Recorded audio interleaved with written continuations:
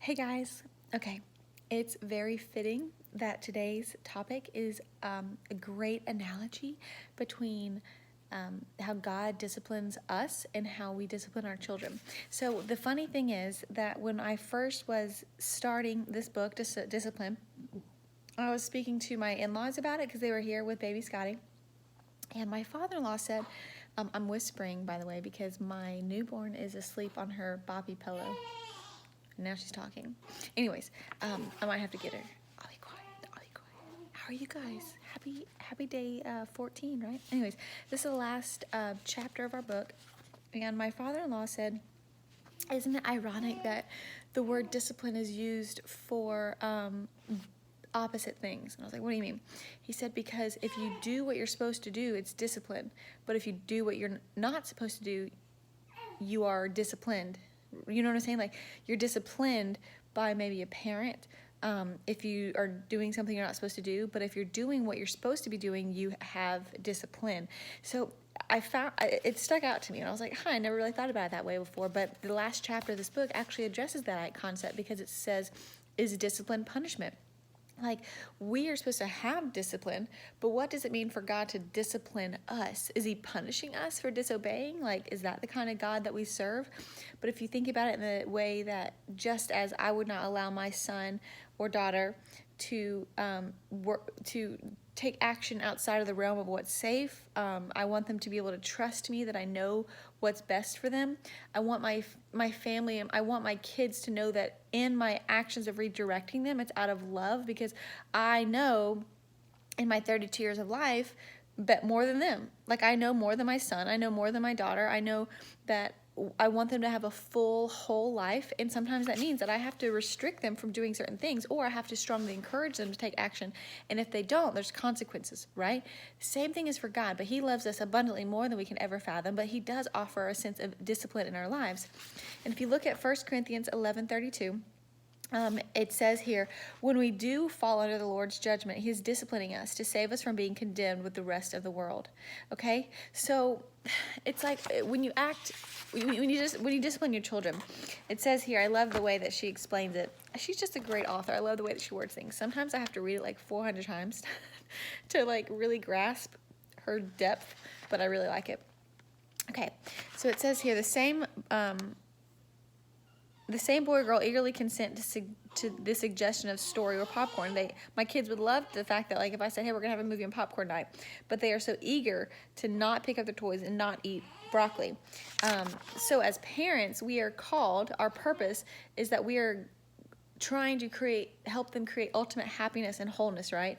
So we love them enough to say no to most television programs. We love them enough to say no to staying up late, even when their friends do. We say no to junk food often.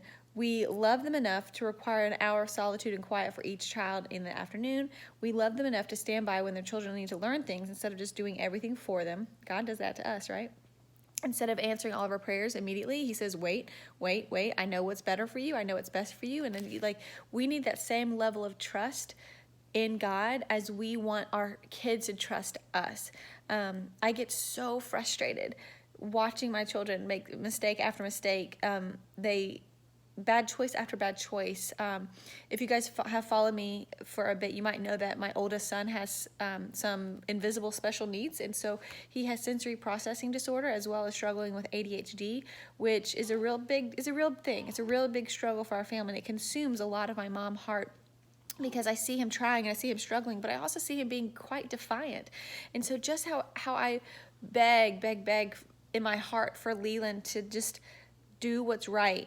God begs us, just do what's right. Just trust him. Just don't argue every time that God wants you to do something. Don't make excuses. Don't second guess him. Just do it and take action. And that really is leading a disciplined life. Just like I want my son to say, yes, ma'am, no, sir, and just do it the first time we ask him to, without piddling around, without pretending that we don't notice that he's procrastinating, without being defiant and throwing something when he is mad.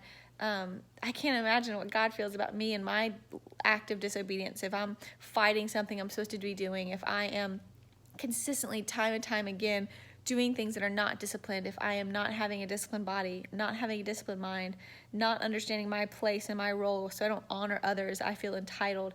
If I come to God all the time and I'm like, I just don't have enough time, and I'm stressed out and I'm frazzled, it's because I'm not disciplined in my time. And that could hurt God's heart, just like disobedience hurts my heart when my kids do it. The discipline of our possessions, the discipline of our work and our work ethic, and the discipline of our feelings, like we talked about yesterday.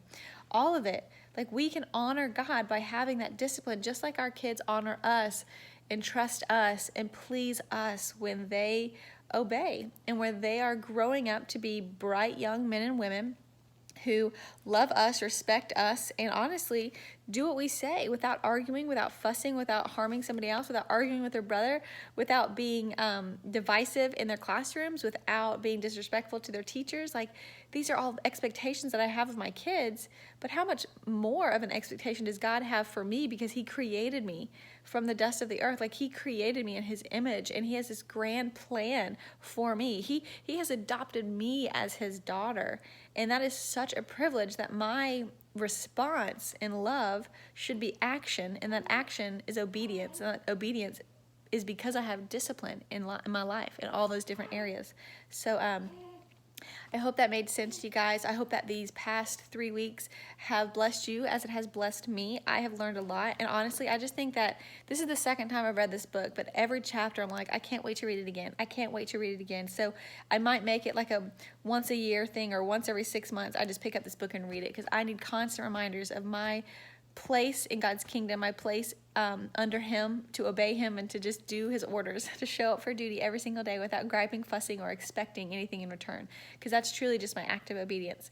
I am going to send you guys one more email tomorrow, so you will receive kind of a big summary of all 15 lessons, as well as all 15 videos, and all of those videos on podcast if you wanted to catch up, or if you have somebody, a friend or whatnot, that you would like to send it to.